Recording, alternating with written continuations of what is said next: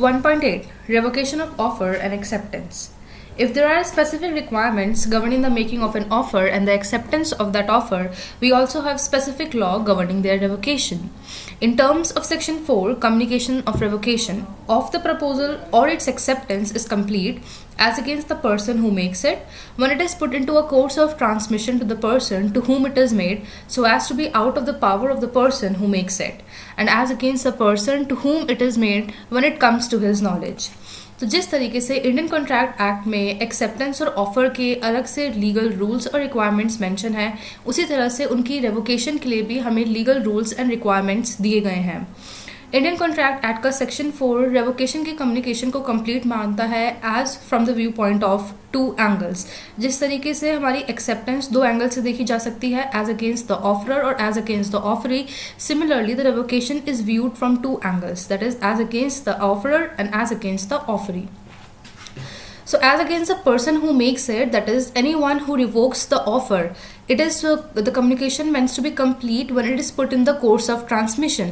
And as against the person to whom it is made, that is the person to whom the revocation has to be simplified or communicated, it is completed when it comes to the knowledge of that person. The above law can be illustrated as follows. If you revoke your proposal made to me by a telegram, अगर आप अपना proposal जो आपने मुझे दिया है उसे revoke करना चाहते हैं online, so as far as concern आपका रेवोकेशन तब तक कंप्लीट हो जाएगा जब आप उसे अपने कोर्स ऑफ ट्रांसमिशन में डाल देंगे, that is you put that into a post office course और आप उसको ट्रांजिशन के कोर्स में डाल देंगे.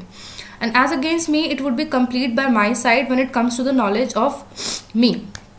But as far as I am concerned, it will be complete only when I receive the telegram. As regards revocation of acceptance, if you go by the above example, I can revoke my acceptance of your offer by a telegram. This revocation of acceptance by me will be complete when I dispatch the telegram, and as against you, it will be complete when it reaches you. So जिस तरीके से acceptance के laws follow करते हैं communication में, उसी तरीके से revocation of acceptance और offer के law बिल्कुल similar हैं. But the important question for consideration is when a proposal can be revoked and when can an acceptance be revoked. These questions are more important than the question when the revocation is complete. तो कब हम अपना offer revoke कर सकते हैं और कब हम अपनी एक्सेप्टेंस कंप्लीट कर सकते हैं, ये भी एक बहुत ही इंपॉर्टेंट पॉइंट है और बहुत ही क्रूशल पार्ट है इस सब्जेक्ट का. Ordinarily, the offerer can revoke his offer before it is accepted. बहुत ही सिंपल और कॉमन सेंस वाला पॉइंट है कि एक्सेप्ट होने से पहले ही आप अपने ऑफर को वापस ले सकते हैं, because once your offer is accepted it becomes a valid contract and after forming a valid contract you can't just pay off from your obligations, because valid contract बनने के बाद आपकी पर्टिकुलर ड्यूटीज और राइट्स अराइज हो जाती हैं in a particular legal relationship. So accept होने से पहले आप कभी भी अपना ऑफर रिवोक कर सकते हैं, but when the acceptance is being guaranteed then you can't revoke an offer because then it forms the shape of a valid contract. If it does so, the offeree cannot create a contract by accepting the revoked offer, और revoked offer को कोई भी accept नहीं कर सकता है. If you talk about example 58 which is given here, it says the bidder at an auction sale may withdraw his bid before it is accepted by the auctioneer by fall of hammer. तो जो auctioneer का contract होता है that is meant to be completed or accepted by the fall of the hammer of the auctioneer which is being sitting here. तो एक बार जैसे ही auctioneer ने fall of hammer कर दिया तो आपका proposal accept हो जाता है. और fall of hammer से आप अगर fall of hammer से पहले अगर आप अपना offer revoke कर देते हैं तो that is a valid revocation. An offer may be revoked by the offerer before its acceptance, even though he had originally agreed to hold it open for a definite period of time. So long as it is a mere offer, it can be withdrawn whenever the offerer desire. ये offerer के desire पे है कि वो कब अपना offer revoke करे, but acceptance से पहले कभी भी वो उसे revoke कर सकता है. Example 59 says, X offered to sell 50 bales of cotton at a certain price and promised to keep it open for acceptance by Y till 6 p.m. of that day. X ने कहा कि वो Y को 50 bales of cotton देगा at a certain price और उसे time देता है कल तक का 6 बजे तक. Before that time X sold them to Z. उस टाइम से पहले ही जो बेल्स ऑफ कॉटन है वो उसने किसी और इंसान को बेच दिए हैं. वाई ने 6 PM से पहले ही उस ऑफर को एक्सेप्ट करा बट एक्स ने रिवोक कर दिया. इस केस में ऑफर पहले से ही रिवोक हो चुका था क्योंकि टाइम जो था उसकी वैलिडिटी थी 6 PM और एक्सेप्ट होने से पहले ही उसने अगर ऑफर रिवोक करा है तो that is a valid revocation for x. In terms of Section 5 of the Act, a proposal can be revoked at any time before the communication of its acceptance is complete as against the proposer. An acceptance may be revoked at any time before the communication of acceptance is complete as against the acceptor.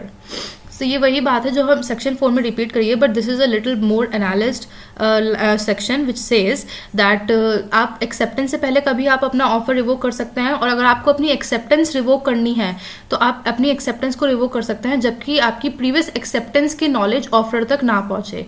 For example, I have proposed to you that I will send you some certain goods at a certain price, and I want to revoke that offer. You have not accepted it till now, so I can revoke it. But now suppose you have accepted that offer and you want to revoke your acceptance. तो आप अपनी acceptance तब तक revoke कर सकते हैं जब तक आपकी acceptance मेरे knowledge में नहीं आती है. That is similar to what we have studied in the previous section also. Let us look at example 60. What it says: A proposes by a letter sent by post to sell his house to B. A ने B से कहा कि वह उसे अपना घर बेचना चाहता है. B accept the proposal by a letter sent by post. A may revoke his proposal at any time before or at the moment when B posts his letter of acceptance, but not afterwards. Whereas B may revoke his acceptance at any time before at the moment when the letter communicating it reaches A, but not afterwards. क्योंकि अगर आपकी acceptance, offer की acceptance एक बार offer के पास पहुंच गई तो वो एक वैलिड कॉन्ट्रैक्ट बन जाएगा. तो अपनी एक्सेप्टेंस से पहले आपका रेवोकेशन आना बहुत ज़्यादा ज़रूरी है. इसमें एक हमारी सिमिलर केस स्टडी भी आती है कि ए ने बी को ऑफर दिया, बी ने उसको एक्सेप्ट करके पोस्ट से लेटर भेज दिया. Okay, why we are talking about the post letter? Because this act was formed at the time of 1872. So there was not much pace of technology at that time. So at that time, the offer or the business contracts were just formed on the basis of post office letters only. So उस time पर technology इतनी नहीं थी, तो सारे contracts जो थे वो सारे पोस्ट ऑफिस के थ्रू ही होते थे. So that is why these laws are very minute and detailed because like it was formed in 1872 and there was barely any technology at that time. So इसलिए communication का सिर्फ एक ही बहुत ही regular means होता था जो कि एक बहुत डिलेड मीन्स भी था. So that is why the law is being very detailed hair.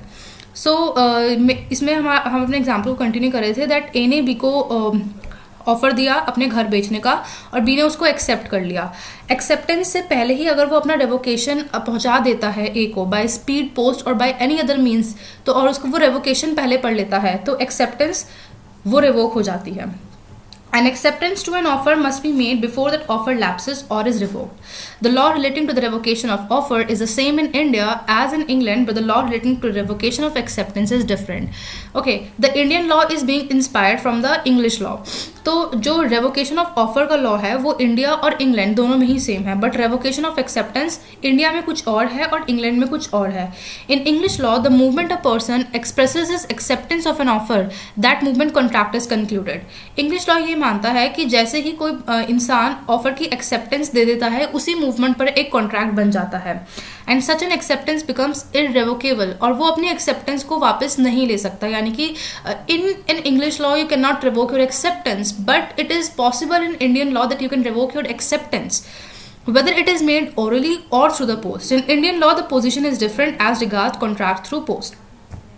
So contract through post as acceptance in English law cannot be revoked. English law में acceptance revoke नहीं हो सकती है. So that once the letter of acceptance is properly posted, the contract is concluded. तो इसी वजह से जब आप अपने letter of acceptance को post कर देते हैं तो आपका एक contract बन जाता है. In Indian law, the acceptor can revoke his acceptance at any time before the letter of acceptance reaches the offerer. Indian law में आप अपनी acceptance revoke कर सकते हैं जब तक आपकी acceptance का जो वो letter है वो offer तक नहीं पहुंच जाता.